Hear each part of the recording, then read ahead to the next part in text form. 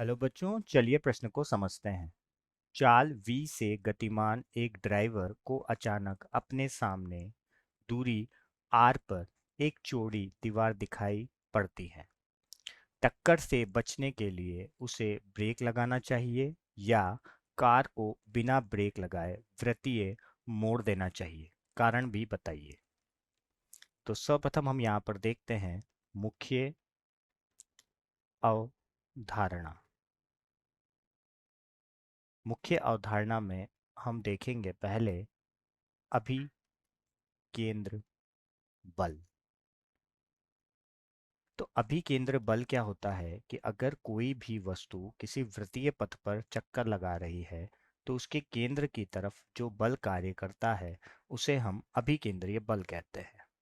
और ये अभिकेंद्रीय बल का मान एम वी का वर्ग बटे आर होता है। एम यहाँ पर द्रव्यमान है, वी उस पिंड की चाल है और आर उस वृत्तीय पथ की त्रिज्या है। अब अगर हम यहाँ पर बात करें कि अगर कोई भी कार है या फिर कोई भी वाहन है, अगर वो किसी वृत्तीय पथ पर सुरक्षित वेग से, जो वेग होगा सुरक्षित वेग से या चाल से निकलना चाहता है, तो उस चाल का मान क्या होता है?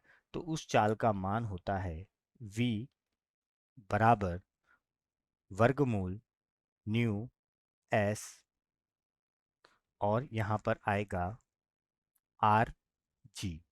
आर यहाँ पर त्रिज्या है, जी गुरुत्वीय त्वरण है और म्यू एस यहाँ पर क्या है? एक घर्षण गुणांक है, जो दो समतल जब संपर्क में आते हैं तब लगता है। तो ये वो चाल है जिससे कोई भी वृत्तीय पथ पर सुरक्षित निकल सकता है। या तो इससे कम होना चाहिए या फिर इसके बराबर होनी चाहिए चाल। अब यहाँ पर जैसे अभिकेंद्रीय बल कार्य कर रहा है तो एक छदम बल भी कार्य करता है जिसे हम कहते हैं अपकेंद्र बल। ये जो अपकेंद्र बल है ये अभिकेंद्रीय बल की विपरीत दिशा में लगता है, जो बाहर की तरफ लगता है। विपरीत दिशा में लगता है और बाहर की तरफ लगता है। दोनों बल का परिमाण तो बराबर होता है मगर दिशा जो होती है वो बिल्कुल विपरीत होती है। अब चलिए, अब हम करते हैं हल। तो हमें क्या दिया हुआ है?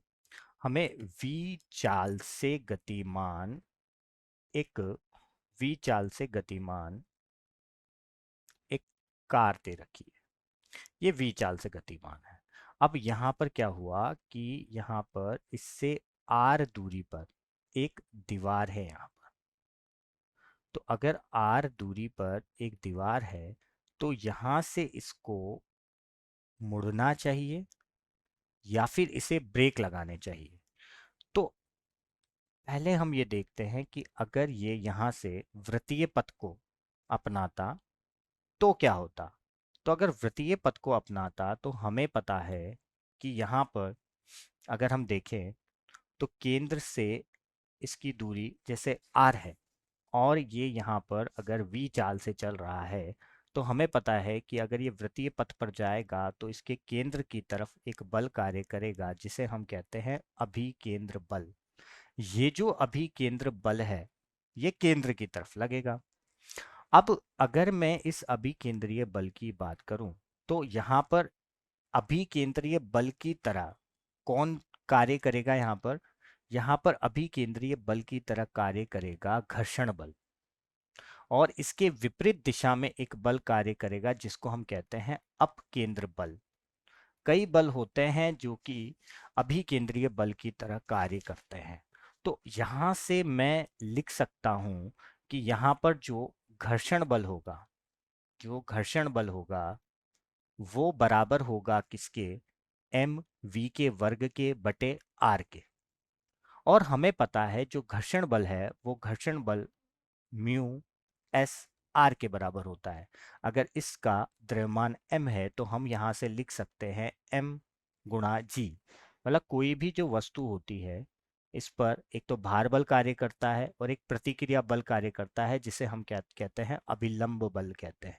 ये जो अभिलंब बल है, ये अभिलंब बल पर ही घर्षण बल निर्भर करता है। तो अगर हम यहाँ पर लिखे म्यू एस एम जी बराबर एम वी का वर्ग बटे आर, तो एम से एम यहाँ पर क्या हो जाएगा, कैंसिल हो जाएगा।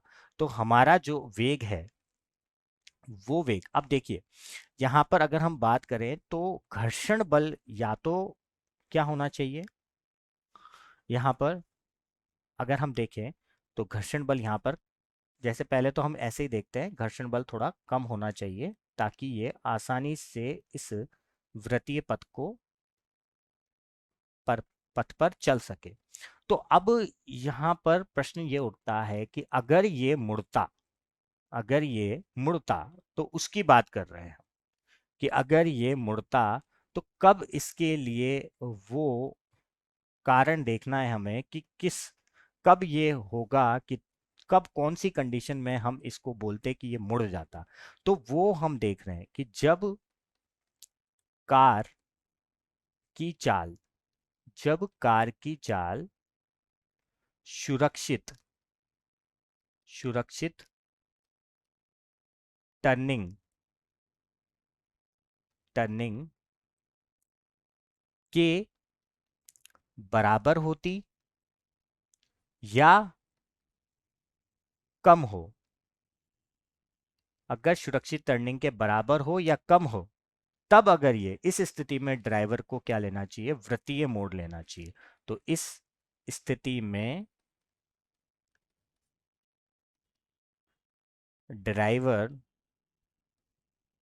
को वृत्तीय पथ वृत्तीय पथ पर मोड़ लेना चाहिए, मोड़ लेना चाहिए।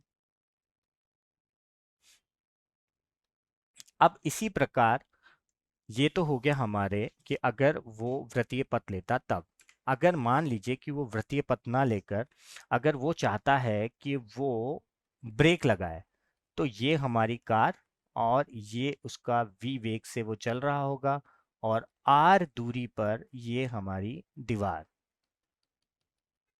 तो अगर उसे ब्रेक लगाना है तो जब चाल सुरक्षित टर्निंग से ज्यादा हो, मतलब जैसे वहां पर तो कम थी, तो जब चाल, सेकंड जो हम लिखेंगे कि जब चाल सुरक्षित टर्निंग से ज्यादा हो, तब तब उसे क्या करना चाहिए, तब उसे कार में ब्रेक लगाने चाहिए, कार में ब्रेक लगाना चाहिए। तो ये दोनों ही हमारे इस प्रश्न के उपयुक्त उत्तर होंगे कि अगर उसे वृत्तीय पथ पर चक्कर लगाना है तो उसकी चाल कम होनी चाहिए या सुरक्षित टर्निंग के बराबर होनी चाहिए, तब वो वृत्तीय पथ पर चक्कर लगाए, और जब चाल उसकी सुरक्षित टर्निंग से ज्यादा है तो उसे ब्रेक लगाना चाहिए। यही हमारे प्रश्न के उपयुक्त उत्तर होंगे। मैं आशा करता हूँ आपको समझ आया होगा। धन्यवाद।